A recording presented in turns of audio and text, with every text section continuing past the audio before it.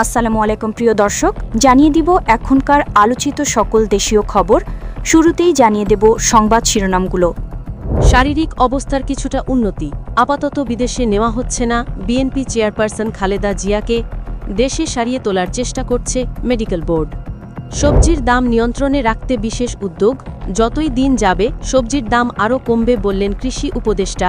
কারসাজি চক্রকে খুঁজে বের করার কঠোর হুঁশিয়ারি। বগুড়ায় আসামি ধরতে গিয়ে চাঞ্চল্যকর ঘটনা, ওয়ারেন্টভুক্ত আসামির ছুরিঘাতে গুরুতর আহত এক পুলিশ সদস্য। আসামি গ্রেফতারে একাধিক টিম মাঠে। রাজনৈতিক অঙ্গনে নতুন আলোড়ন, চমক নাকি জটিলতা? জামায়াতের সংখ্যালঘু প্রার্থী কৃষ্ণ নন্দীকে ঘিরে রহস্যের জাল এবং স্থানীয় রাজনীতিতে বিতর্কের ঝড়। প্রিয় দর্শক, এতক্ষণ দেখছিলেন সংবাদ শিরোনামগুলো। এখন জানাবো বিস্তারিত খবর। শারীরিক অবস্থার কিছুটা উন্নতি, আপাতত বিদেশে নেওয়া হচ্ছে না। বিএনপি চেয়ারপারসন খালেদা জিয়াকে দেশে সারিয়ে তোলার চেষ্টা করছে মেডিকেল বোর্ড। রাজধানীর এভারকেয়ার হাসপাতালে চিকিৎসাধীন বিএনপি চেয়ারপারসন ও সাবেক প্রধানমন্ত্রী বেগম খালেদা জিয়ার শারীরিক অবস্থার কিছুটা উন্নতি হওয়ায় তাকে আপাতত বিদেশ না নিয়ে দেশেই সারিয়ে তোলার চেষ্টা করছে মেডিকেল বোর্ড।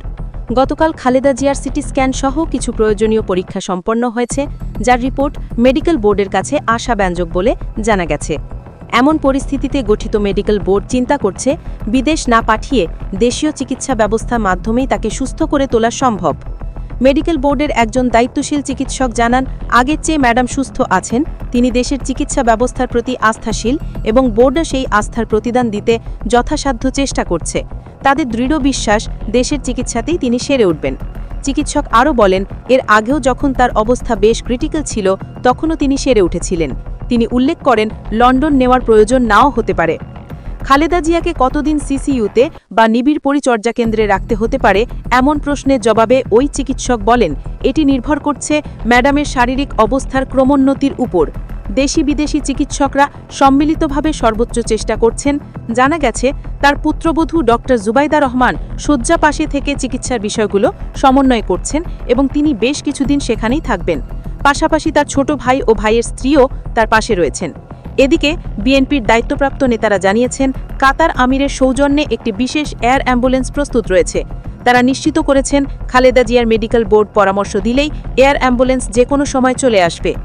বিএনপি চেয়ারপারসনের উপদেষ্টা ডক্টর এনামুল হক চৌধুরী গণমাধ্যমকে জানিয়েছেন, মেডিকেল বোর্ড চূড়ান্ত সিদ্ধান্ত নিলেই তাকে লন্ডনে নেওয়া হবে এবং বিএনপি যখনই চাইবে কাতার সরকার এয়ার অ্যাম্বুলেন্সের ব্যবস্থা করবে। তিনি আরও বলেন, খালেদা জিয়া আগের চেয়ে ভালো আছেন এবং আশাবাদ ব্যক্ত করেন যে সকলের দোয়ায় তিনি দ্রুত সুস্থ হয়ে উঠবেন। দেশীয় চিকিৎসকদের এই আত্মবিশ্বাস এবং বিদেশি সহায়তার প্রস্তুতি সব মিলিয়ে আপাতত দেশের ভেতরেই তার চিকিৎসা চলছে।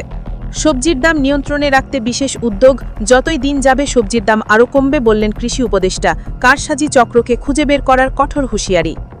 দেশের বাজারে সবজির দাম সহনীয় পর্যায়ে রয়েছে জানিয়ে কৃষি উপদেষ্টা লেফটেন্যান্ট জেনারেল মোহাম্মদ জাহাঙ্গীর আলম চৌধুরী বলেছেন, সামনের দিন যত যাবে সবজির দাম ততই কমতে শুরু করবে। তবে একই সঙ্গে তিনি একটি গুরুত্বপূর্ণ বিষয় সতর্ক করেন।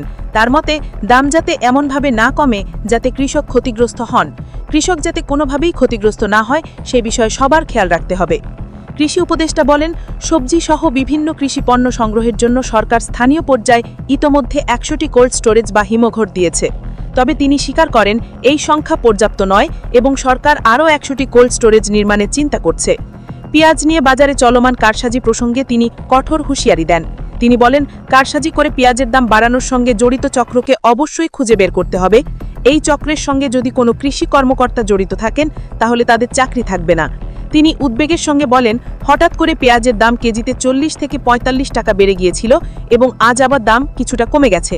এই কারসাজিগুলোর মাধ্যমে একদিকে কৃষকদের যেমন ঠকানো হচ্ছে, তেমনি ভোক্তাদেরও আরও বেশি ঠকানো হচ্ছে। এই সিন্ডিকেটকে অবিলম্বে খুঁজে বের করার নির্দেশ দেন। জাহাঙ্গীর আলম বলেন, কিছুদিন আগে অনেকে পেঁয়াজ আমদানির জন্য পাগল হয়ে গিয়েছিল, যদিও এই মুহূর্তে বাজারে দেশীয় পেঁয়াজের কোনো সংকট নেই। গ্রীষ্মকালীন পেঁয়াজ উঠছে এবং মুড়ি কাটা পেঁয়াজও বাজারে আসতে শুরু করেছে। বাজারে কোনো সংকট না থাকা সত্ত্বেও দামটা হঠাৎ বেড়ে যাওয়ায় ভোক্তারা ভোগান্তিতে পড়েছেন। তিনি আরও বলেন, পেঁয়াজের সংকট নেই, কিন্তু হঠাৎ করে দাম বাড়িয়ে দেওয়ায় সরকারকে আমদানি করতে হচ্ছে। আমদানি করার পর দাম কমে গেলে কৃষকরা ক্ষতিগ্রস্ত হবেন। তাই ব্যবসায়ীরা যাতে যৌক্তিক লাভ করতে পারে এবং কৃষক যাতে ক্ষতির মুখে না পড়ে তা নিশ্চিত করতে কৃষি কর্মকর্তারা নজরদারি করবে। বগুড়ায় আসামি ধরতে গিয়ে চাঞ্চল্যকর ঘটনা, ওয়ারেন্টভুক্ত আসামির ছুরিঘাতে গুরুতর আহত এক পুলিশ সদস্য, আসামি গ্রেফতারে একাধিক টিম মাঠে। বগুড়ায় ওয়ারেন্টভুক্ত এক আসামিকে গ্রেফতার করতে গিয়ে চাঞ্চল্যকর ছুরিঘাতের ঘটনা ঘটেছে। এই ঘটনায় গুরুতর আহত হয়েছেন এক পুলিশ সদস্য। বগুড়া শহরের রহমাননগর এলাকায় সন্ধ্যা 7টার দিকে এই ঘটনাটি ঘটেছে। পুলিশ সূত্রে জানা গেছে, অভিযুক্ত আসামির বিরুদ্ধে অস্ত্র ও মাদকসহ একাধিক মামলা রয়েছে এবং তার বিরুদ্ধে পূর্বেই গ্রেফতারি পরোয়ানা জারি হয়েছিল। পরোয়ানা অনুযায়ী তাকে গ্রেফতার করতে গেলে আসামি হঠাৎ পুলিশের উপর চড়াও হন এবং আক্রমণাত্মক হয়ে ওঠেন।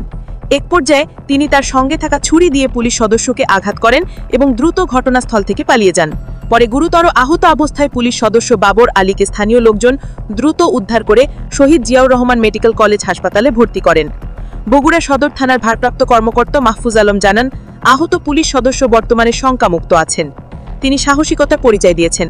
ঘটনার পরপরই অভিযুক্ত পলাতক আসামিকে দ্রুততম সময়ে গ্রেফতারে পুলিশের একাধিক টিম মাঠে নেমেছে। পুলিশ প্রশাসন আশা করে শীঘ্রই অভিযুক্ত আসামিকে গ্রেফতার করা সম্ভব হবে এবং আইন অনুযায়ী ব্যবস্থা নেওয়া হবে। জনগণের নিরাপত্তা নিশ্চিত করতে পুলিশ সদস্যরা নিজের জীবন বিপন্ন করেও কাজ করে যাচ্ছেন, এই ঘটনাই তার প্রমাণ। রাজনৈতিক অঙ্গনে নতুন আলোড়ন, চমক নাকি জটিলতা? জামায়াতের সংখ্যালঘু প্রার্থী কৃষ্ণ নন্দীকে ঘিরে রহস্যের জাল এবং স্থানীয় রাজনীতিতে বিতর্কের ঝড়।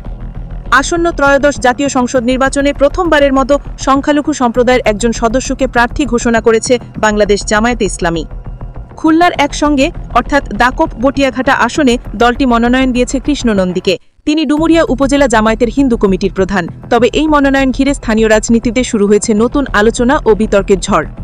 জানা যায়, জামায়াতের পরীক্ষিত রোকন মাওলানা আবু ইউসুফকে প্রার্থী ঘোষণা করার প্রায় 1 বছর পর তাকে সরিয়ে সেখানে কৃষ্ণমন্দিকে প্রার্থী দেওয়া হয়েছে। স্থানীয় সূত্রে জানা যায়, কৃষ্ণমন্দি পেশায় একজন ব্যবসায়ী। খুলনা জেলা ডুমুরিয়ার চুপননগরে তার পারিবারিক বাড়ি ও ব্যবসা রয়েছে।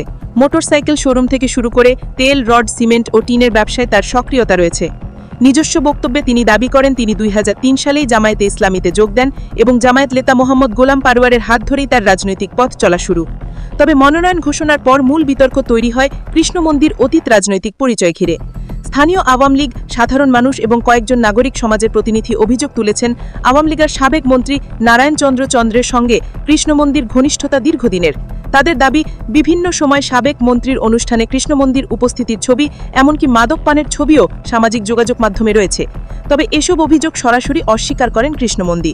তার ভাষ্য, মন্ত্রী হওয়ার পর ব্যবসায়ীদের পক্ষ থেকে তাকে ভুল দেওয়া হয়েছিল এবং সেই ছবিগুলোই এখন অতিরঞ্জিত করা হচ্ছে।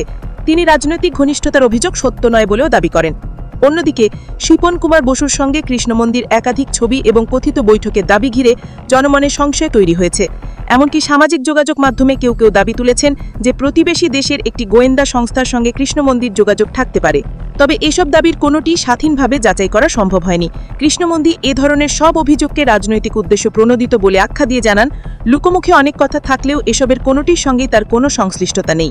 তিনি মনে করেন, তার ধর্মীয় পরিচয় ও সম্প্রীতির মনোভাবকে ব্যবহার করে বিভ্রান্তি ছড়ানো হচ্ছে। যদিও কৃষ্ণমন্দির সঙ্গে জামায়াতের আনুষ্ঠানিক কার্যক্রমের পূর্বে তার আক্রিয় উপস্থিতি তেমন চোখে পড়েনি বলে অনেকেই মন্তব্য করেছেন। তবে দলটির পক্ষ থেকে এ বিষয়ে আনুষ্ঠানিক কোনো বক্তব্য পাওয়া যায়নি। দলীয় সূত্র বলছে, মাঠের বাস্তবতা ও স্থানীয় কিছু কৌশলগত বিবেচনায় দল তাকে মনোনয়ন দিয়েছে।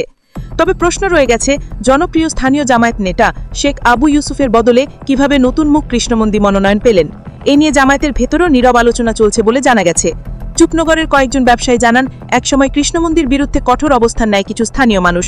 অভিযোগ রয়েছে, রাজনৈতিক ক্রসফায়ারের মতো উত্তাপে তার বাড়ি ও ব্যবসা প্রতিষ্ঠান আক্রান্ত হয়েছিল। এমন সংকটের সময় তিনি জামায়াতের আশ্রয় নিয়েছেন বলে অভিযোগ রয়েছে। অন্যদিকে কৃষ্ণমন্দির দাবি, এ ধরনের ঘটনা তার জীবনে হয়েছে ঠিকই, কিন্তু তা ছিল ব্যবসায়িক প্রতিযোগিতা ও ব্যক্তিগত শত্রুতার ফল। এর সঙ্গে দলীয় রাজনীতির সম্পর্ক নেই। হিন্দু ধর্মাবলম্বী হয়েও জামায়াতের মনোনয়ন পাওয়া বাংলাদেশের রাজনীতিতে বিষয়টি একটি নতুন মাত্রা যোগ করেছে। কৃষ্ণমন্দির দেওয়া স্লোগান হরে কৃষ্ণ হরে বল দাড়িপাল্লা টেনে তোলো, এটিকে কেউ কেউ ধর্মীয় সম্প্রীতির বার্তা হিসেবে দেখছেন, আবার কেউ মনে করছেন এটি জামায়াতের মূলধারার রাজনৈতিক স্লোগানের সঙ্গে সাংঘর্ষিক। খুলনায় একসঙ্গে রাজনীতি এখন কৃষ্ণমন্দিকে কেন্দ্র করে নতুন সমীকরণে আবদ্ধ হয়েছে।